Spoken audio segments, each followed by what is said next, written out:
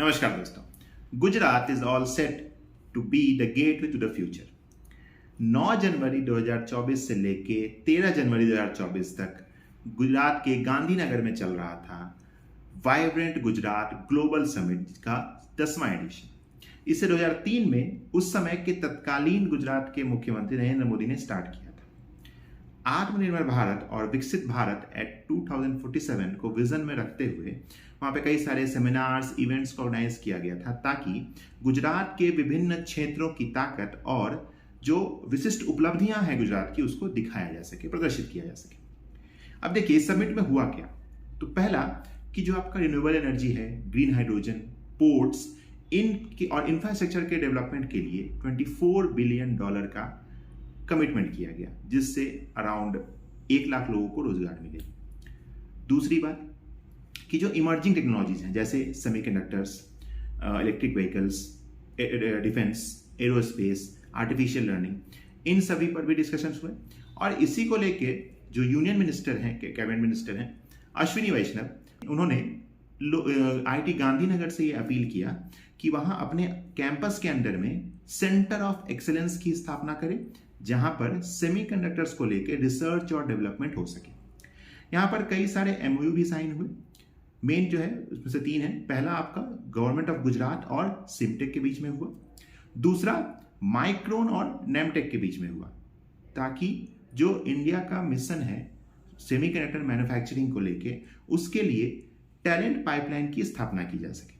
और तीसरा हुआ आपको सिस्को और नेमटेक के बीच में, ये आपका साइबर सिक्योरिटी, आर्टिफिशियल लर्निंग को लेके एकेडमिक कोर्सेज डेवलपमेंट के लिए ये MOU साइन हुआ था।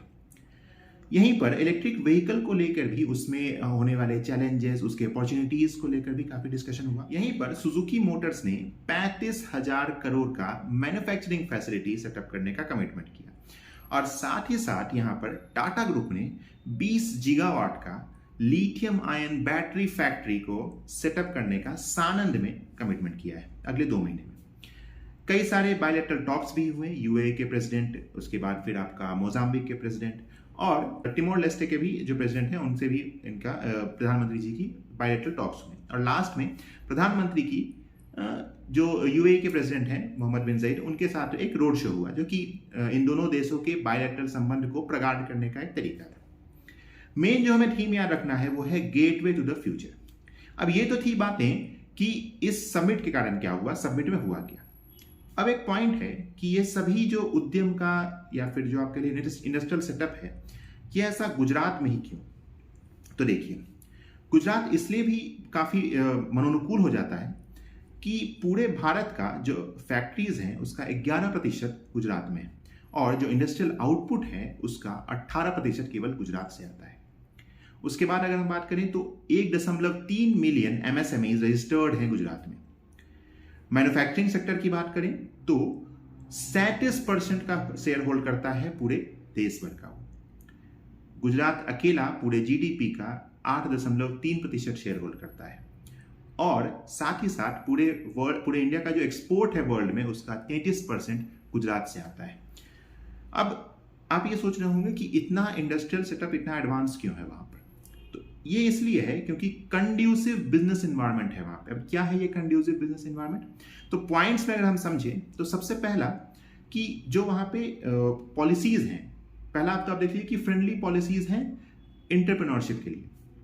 दूसरा इन्वेस्टर फ्री एनवायरनमेंट है ताकि कोई वहां पे चोरी चमारी या फिर जो एक जंगल राज जैसा एनवायरनमेंट है वैसा नहीं है। तीसरा कि मिनिमम बैरियर्स हैं कोई भी इंडस्ट्री सेटअप करने के लिए।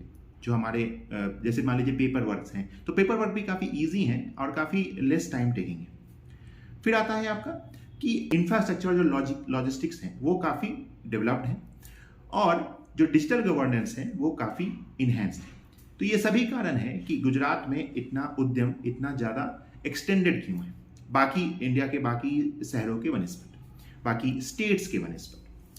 तो आशा है इस वाइब्रेंट गुजरात ग्लोबल समिट के द्वारा और गुजरात के जो इन पॉइंट्स हैं आपको ये समझ में आए होंगे और कुछ चीजें आपको क्लियर हुई होंगी। तो ऐसे ही इंपॉर्टेंट वीडियोज और शॉर्ट्स के लिए आप हमारे YouTube चैनल को सब्सक्राइब कर सकते हैं। Civil academy IAS PCS।